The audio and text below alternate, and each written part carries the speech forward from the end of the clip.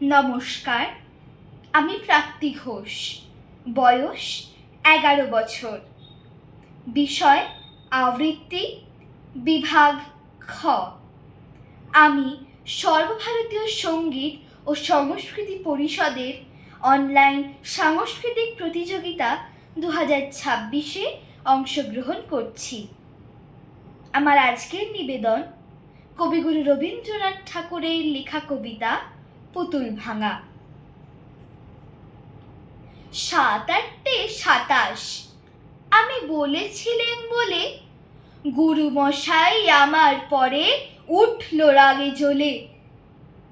মা গো, তুমি 5 পয়সায় এবার রথের দিনে সেই যে রঙিন পুতুলখানি আপনি দিলে কিনে। খাতার নিচে ছিল ঢাকা, দেখালে এক ছেলে। গুরুমশাই রেগে মেগে ভেঙে দিলেন ফেলে।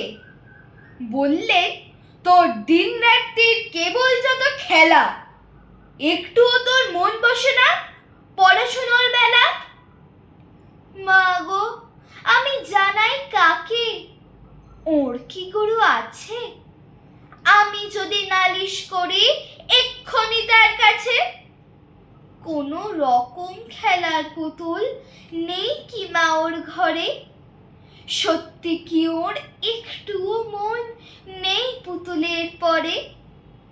সকাল সাঁঝে তাদের নিয়ে করতে গিয়ে খেলা কোনো পড়াই করেননি কি কোনো রকম হেলা? ওর যদি সেই পুতুল নিয়ে ভাঙেন কেহ রাগে, বল দেখি মা, ওর মনে তা কেমন তর লাগে। নমস্কার।